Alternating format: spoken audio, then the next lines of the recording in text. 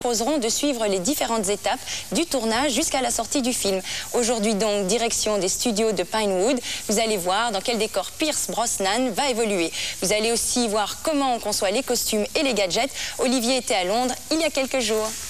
Pinewood, 30 km à l'ouest de Londres. Les studios 007, James Bond est de retour.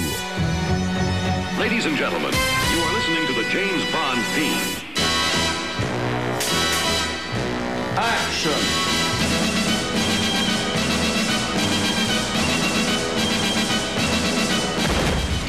Pierce Brosnan tourne ici la 19e aventure de l'espion.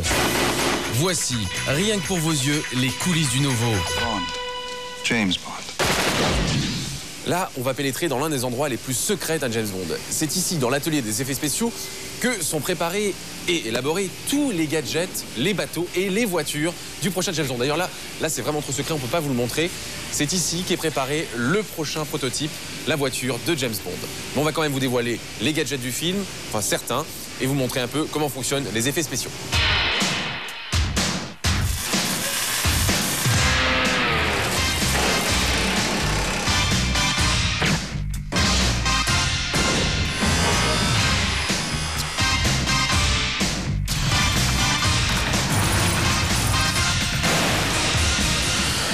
Au cinéma, dans James Bond, le spécialiste des gadgets, c'est ce bon vieux Q. Now pay attention, please.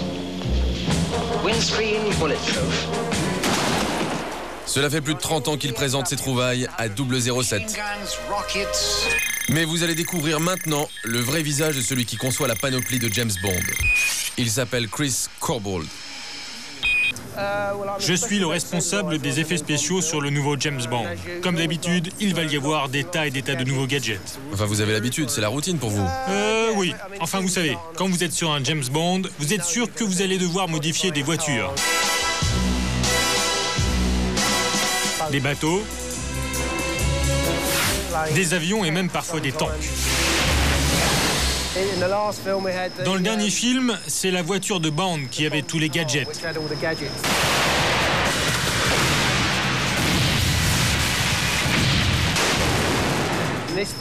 Dans le nouveau 007, c'est le bateau qui sera bourré d'équipements. Il y en a que Bond saura faire marcher et d'autres qu'il ne saura pas encore faire fonctionner.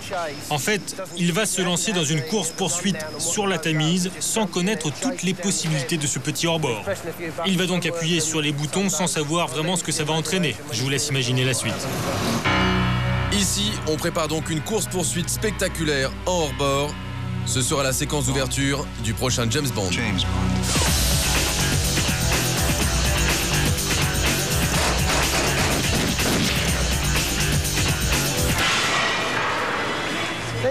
Ces gars-là, ils sont en train de transformer ce bateau pour qu'il puisse s'élever hors de l'eau, se propulser dans les airs.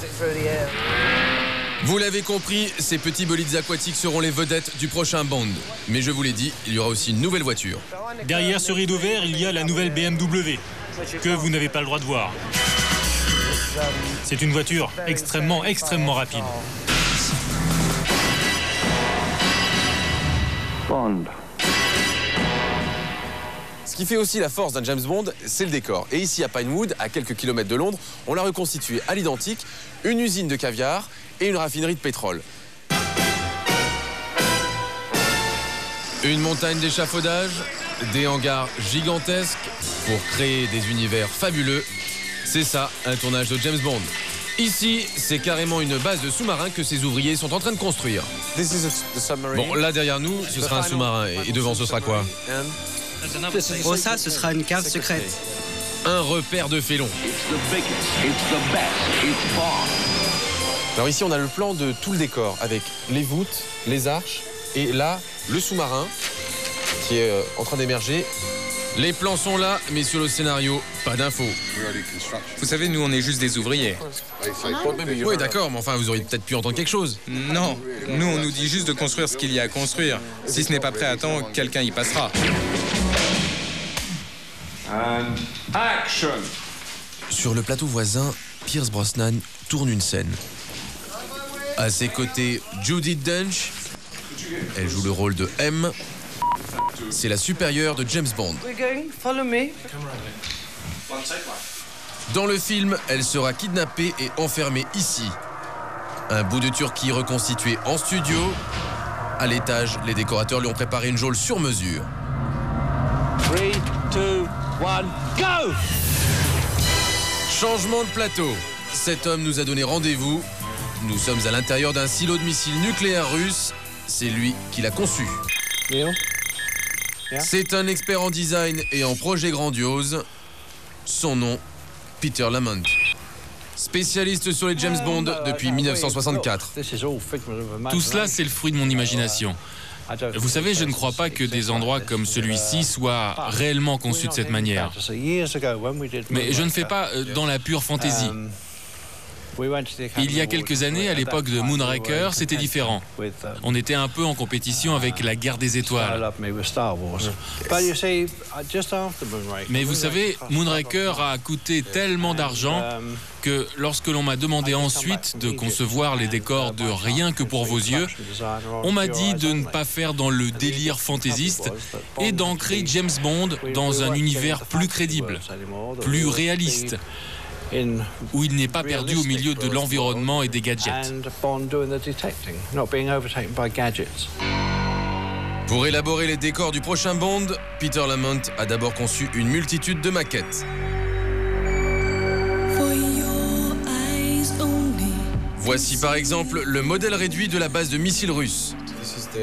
Et derrière vous, c'est quoi? On dirait l'intérieur d'un sous-marin. C'est pour la base secrète? Que savez-vous exactement de cette séquence? Rien, pas grand-chose en fait, parce que ce matin, on était simplement sur le plateau où ils construisent le sous-marin avec le repère des méchants, la base secrète. On a juste vu les plans, c'est tout. Bon, ça c'est effectivement l'intérieur d'un sous-marin, mais ça ne vous dira pas comment on va l'utiliser et vous n'obtiendrez aucun renseignement de ma part. Vous ne voulez pas ou vous n'avez pas le droit? Non. Pourquoi? Parce qu'il s'agit d'une séquence importante du film? C'est la scène finale. Peter Lamont referme sa salle au trésor. Pas question d'en dire plus sur le 19e James Bond. Il reste encore un endroit important à visiter pour collecter les infos sur 007, le département costume. C'est l'un des plus prestigieux du cinéma. À sa tête, Suivez-moi. Lindy Hemming.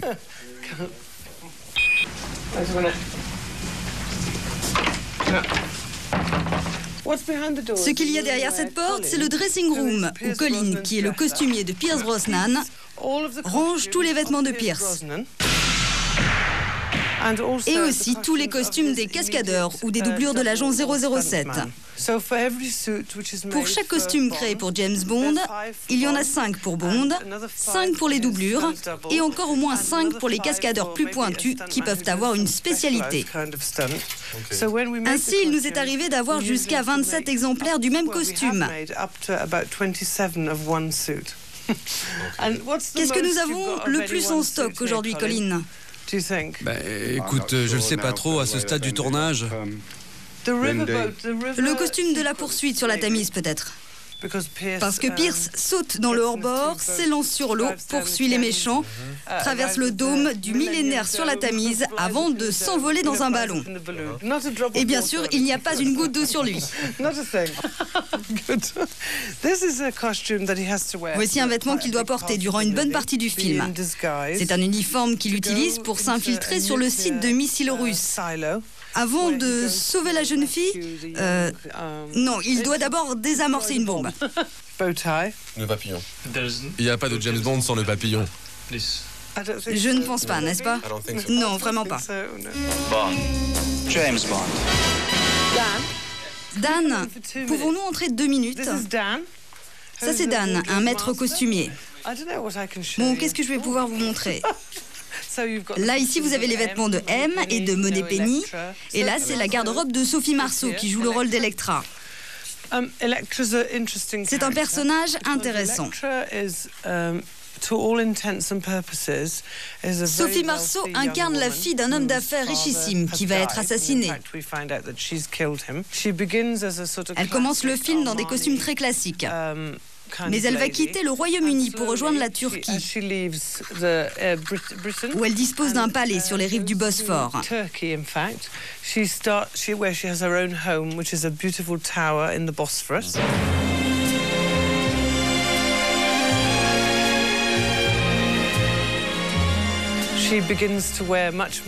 Sa garde-robe devient alors plus folklorique. Regardez, c'est splendide. Et à un moment, elle porte juste ce bout d'étoffe enroulé autour d'elle et rien d'autre en dessous. Juste ceci. Ah oui, quelque chose d'autre d'intéressant. On apprend que Sophie Marceau, enfin son personnage, a été enlevée par des terroristes qui lui ont coupé un bout d'oreille. Alors, on a dû concevoir des bijoux afin qu'elle puisse en porter tout en donnant l'impression qu'il lui manque un morceau d'oreille. Voilà, vous venez de voir en exclusivité les coulisses du tournage du prochain James Bond. Le mois prochain, on vous en montrera encore plus, c'est promis. Mais là, tout de suite, on se retrouve en plateau.